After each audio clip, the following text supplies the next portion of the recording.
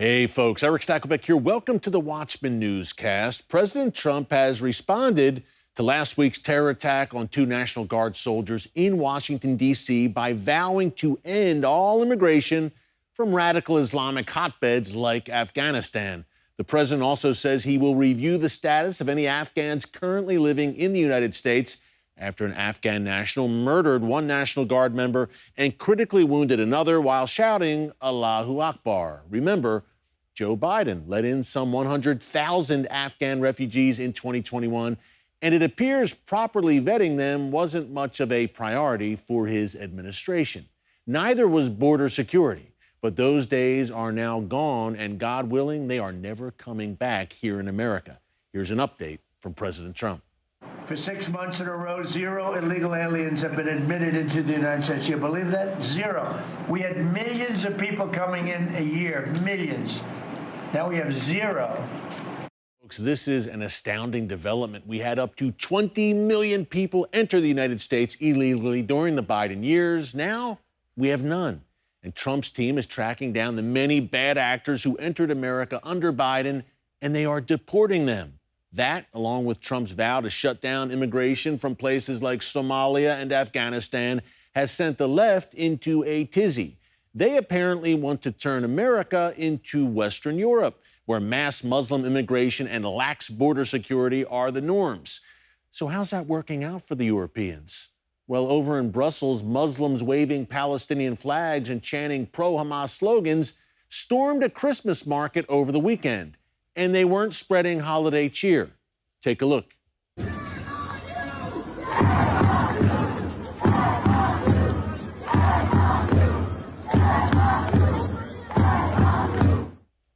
Again, that's a Christmas market coming to a town near you. Those Islamists in Brussels also decapitated the head of baby Jesus in a nativity scene. We saw a similar situation in Germany where Islamists showed up at a Christmas market in Essen waving Syrian flags and chanting, "There is no God but Allah," and of course, Allahu Akbar. Just last year, an Islamic jihadist drove a car into the crowd at the Christmas market in Magdeburg, Germany, killing 6 people and wounding over 300 more. This year, the Magdeburg Christmas market has been canceled, and Christmas markets around Germany are ramping up security because of the Islamic threat. Just look at this footage. Is that a Christmas market or a fortress? This is the new Germany. Back in 2015, former Chancellor Angela Merkel opened Germany's borders to some 1 million Muslim refugees, many of them from Syria. And now we have Christmas markets resembling war zones. Folks, the next time you hear the left in America howling over President Trump's immigration policies, remember that footage I showed you from Europe. And know that it's not too late for America to avoid the same fate.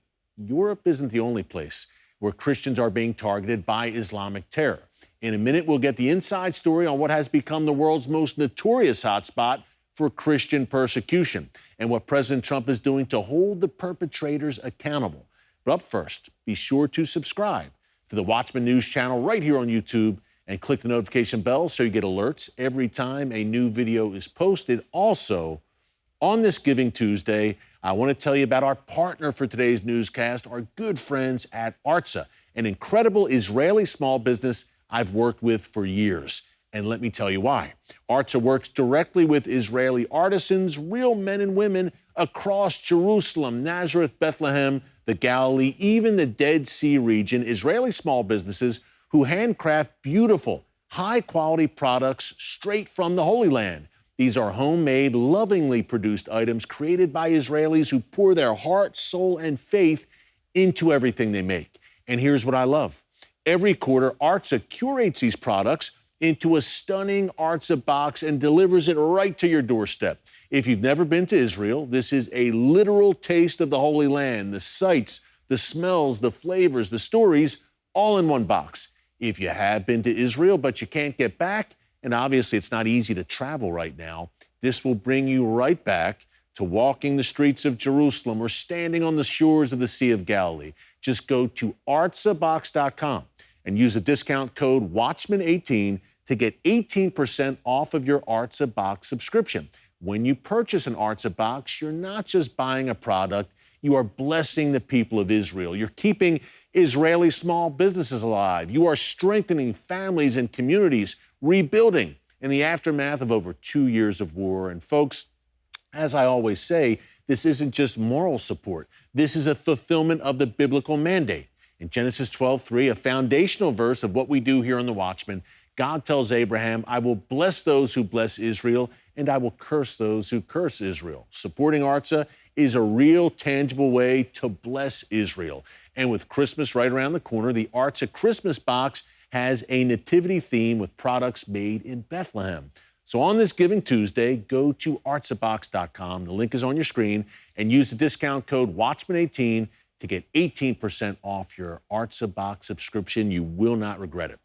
Okay, while much of the world looks away, a silent genocide is unfolding in Nigeria. Mass killings, kidnappings, and relentless jihadist attacks against Christians. Few people know this better than Brad Brandon, founder of Across Nigeria, whose mission places him directly in the path of danger to protect and support believers under attack. Brad joined me to break it all down and to tell us about a powerful gathering on December 4th in Washington, D.C. It's coming up. It's called Persecuted and Prevailing. It's dedicated to shining a spotlight on these suffering, persecuted Christian communities. Take a look. Brad, always great to see you. Hey, since 2009, some 18,000 churches destroyed in Nigeria. We've got an epidemic there, Brad. And look, it's the most populous African nation, large reserves of oil, of course. Nigeria matters, and then some. And believers there are literally under the gun. Tell us more about it for our audience who may not know the extent of the situation for Christians in Nigeria right now. Yeah, so since 2009, there's been over 50,000 Christians that have been killed. Even the UN calculates that since 2002, the formation of Boko Haram, 350,000 people have died due to the instability that Boko Haram has brought into the region. So not directly from the violence, but indirectly. You have about 3.5 million people in internally displaced persons camps. 80% of those camps are Christians. Those are all Christians who have been displaced because Boko Haram and other Islamic extremist group have gone in and burned their homes, destroyed their villages. They're left with nothing. So it is a genocide that's happening in northern Nigeria, and I'm glad that the media here in the U.S. is starting to wake up to it. Yeah, Brad, finally, because much of the Western world has been yawning, I hate to say it, when it comes to this genocide in Nigeria of Christians. But President Trump recently designated Nigeria as a country of particular concern, and he's been calling out Nigeria on this genocide. How does that country of particular concern designation affect Nigeria? What can the Trump administration do, Brad? What levers can they push to hold this government in Nigeria and the jihadists there accountable?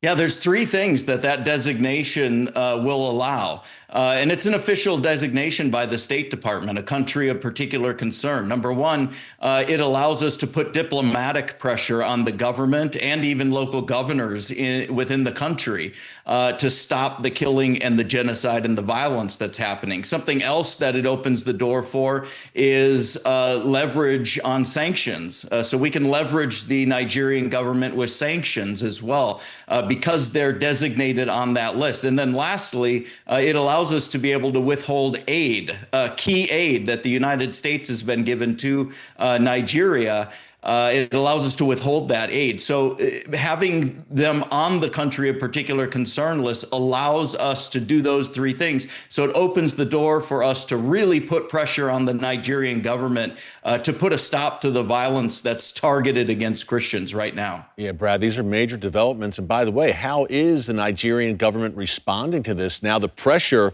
from the Trump administration? They're responding in a way that you'd expect them to respond. They're doing some things, but they're still outright denying the fact that there's a genocide of Christians that are happening. Their take on it is that there's also Muslim on Muslim violence happening as well, that it's not targeted against Christians. Well, somebody who's worked there for many years, if it wasn't so serious, I'd find that laughable. There is Muslim on Muslim violence, but most of that happens Muslims because groups like Boko Haram and ISWA, they go after other Muslims who are not as extreme as they are, who don't hold their extreme ideological views. So they'll go in and kidnap children from a Muslim school, or they've even gone into mosques and blew themselves up and killed people in there. So there is violence against Muslims, but it's mostly because those Muslims don't hold the radical beliefs they do. Yeah. But no doubt it is inordinately targeted against Christians. I've stood at scores of mass graves where Christians have been buried, 20, 30, 40 Christians in one grave. I've never stood at a mass grave of Muslims in northern Nigeria. And go back to the IDP camps. 80% of those displaced people in the camps are Christian. How did they get there? They're not Muslims and Christians. They're mostly Christians in those areas. So it's inordinately targeted against Christians, no doubt. And the Nigerian government is continuing to deny it.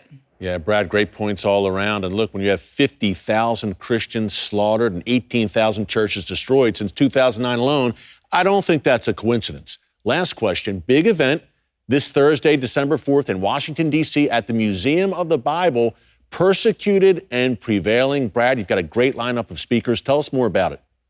Yeah, we've got a great opportunity to raise awareness about what's happening, not only in Nigeria, but with the persecuted church around the world. So we have different speakers and panelists from different regions of the world that are experiencing high levels of persecution right now. I just happen to be one of the panelists and the speakers representing Nigeria. But if people want to get tickets, they can go to WashingtonPolicyInstitute.org, and tickets are available on the website there. Yeah, if you're in the D.C. area, folks, you can attend in person, but you can also stream it online, right, Brad?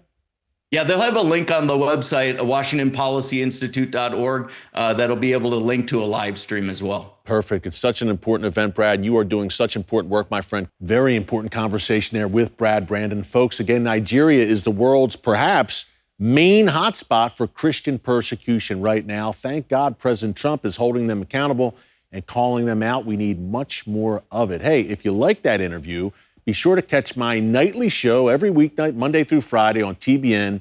It is called Stacklebeck Tonight. Every Monday through Friday, 7:30 p.m. Eastern Time with a re-air at 10:30 p.m. Eastern Time. Also, of course, be sure to follow us Instagram, Facebook, X, and across social media. We're bringing you original content on all of our social media platforms, so make sure to follow us there. Great being with you today. Until next time, God bless you, and remember, never hold your peace. Hey everyone, thanks for checking out the Watchman Newscast. Make sure you hit the subscribe button so you never miss an upload, and tap the bell icon so you're notified every time a new video is posted. And don't forget to share your thoughts, insights, and comments below. Thanks for watching. We'll see you back here tomorrow.